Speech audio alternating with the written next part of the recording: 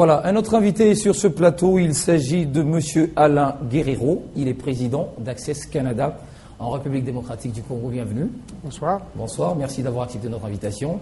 Alors, quelles sont les dernières nouvelles en rapport avec Access Canada? Est-ce que ça va avec Access Canada? Ça va très bien. Je suis de passage à notre bureau de Kinshasa. Il faut souligner que moi je dirige l'ensemble de la société. Nous sommes une société spécialisée en immigration francophone.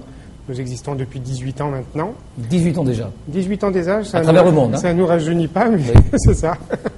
Et donc nous avons le bureau de Kinshasa maintenant depuis, ça fait presque 4 ans, ça fait 3 ans et demi. Alors je fais une tournée actuellement pour rencontrer des clients. Nous avons une cérémonie de remise de visa mercredi soir. Ici à Kinshasa? Ici à Kinshasa, oui. Je fais un peu le tour pour voir si tout est conforme au niveau du bureau, si les clients sont satisfaits, etc.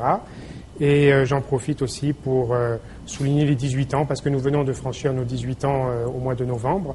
Ça me donne l'occasion donc de souligner cet événement avec aussi des clients. Nous avons un cocktail avec la clientèle, etc. Et aussi de faire par la même occasion le point. C'est pour ça que je fais un peu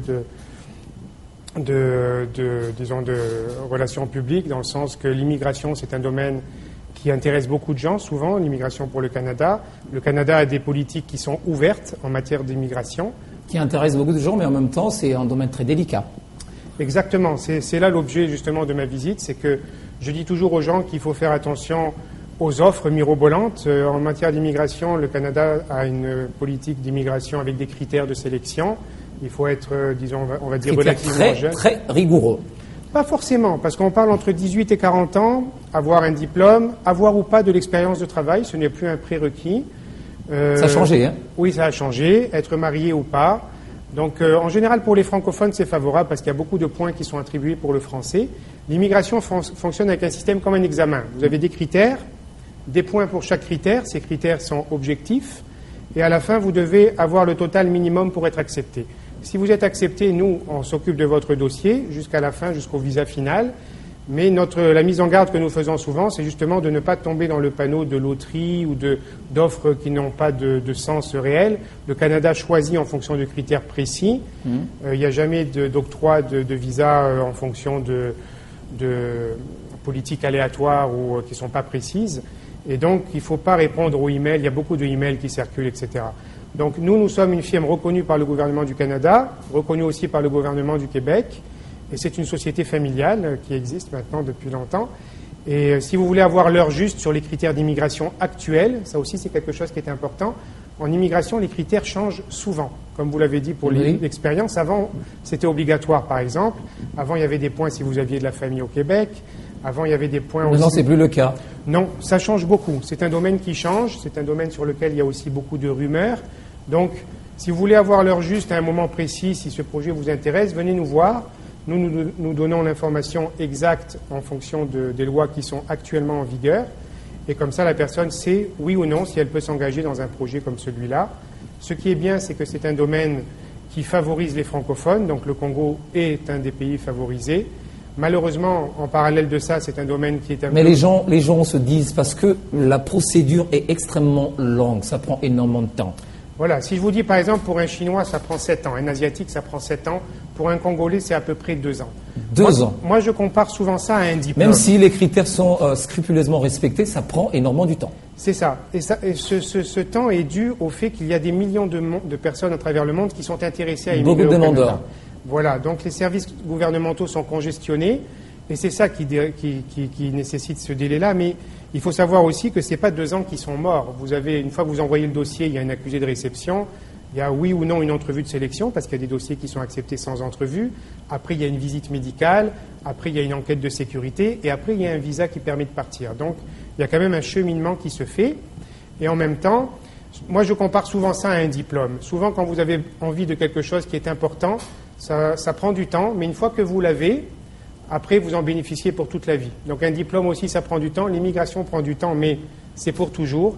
Et en même temps, c'est quelque chose qui est gagnant-gagnant. Ça favorise le pays d'arrivée qui a besoin d'immigrants économiques et le pays de départ qui se retrouve avec des ambassadeurs à l'étranger. Alors à Kinshasa, vous y êtes depuis combien de temps déjà? Access Canada à Kinshasa, plus que 18 ans à travers le monde, et à Kin en RDC.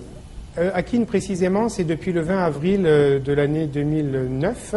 2009 déjà. Voilà, nous dirigeons vers les 4 ans. Nous avons plusieurs centaines maintenant de candidats congolais. Avec quel actif? 4 ans en RDC, quel actif? Voilà. Combien de gens ont-ils reçu le visa auprès d'Access Canada en RDC? Au niveau des Congolais, maintenant, c'est à peu près 500. 500 demandes ou 500 demandeurs qui ont reçu un visa? 500 personnes qui ont reçu leur visa. Depuis votre existence? Voilà, depuis notre existence en RDC. En RDC. Et depuis notre existence tout court, nous avons franchi le cap des 30 000 visas remis. Donc après 18 ans, c'est ça notre. Pour nous, ça paraît des fois un peu élevé comme chiffre, mais pour nous, c'est notre travail quotidien, c'est notre spécialité. Faire accepter des gens au niveau de la résidence permanente, si ces personnes-là ont les critères, c'est notre quotidien, c'est notre activité. Et puis. Vous facilitez les choses en termes de temps? Alors, nous, la première des choses que nous faisons, c'est que nous regardons si le candidat se qualifie. Parce qu'évidemment, ça ne sert à rien de s'engager dans une procédure de 2 ans si ce n'est pas pour ne pas avoir un résultat positif à la fin. Oui. Donc, en 72 heures, en 3 jours ouvrables, on donne un rapport par écrit au candidat et on lui dit oui ou non, ça vaut la peine de vous engager dans une procédure. Si on lui dit oui ou non, à ce moment-là, on l'engage dans la procédure. Alors, imaginez que vous dites oui et après, la demande est refusée. Vous faites comment? Nous, on rembourse tous les honoraires. Vous remboursez les honoraires? Nous, on rembourse les honoraires avec la garantie d'une société qui est là depuis 18 ans.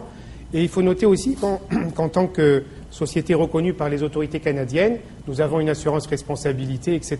Donc, quelqu'un ne peut pas être victime d'une perte financière en faisant affaire avec nous.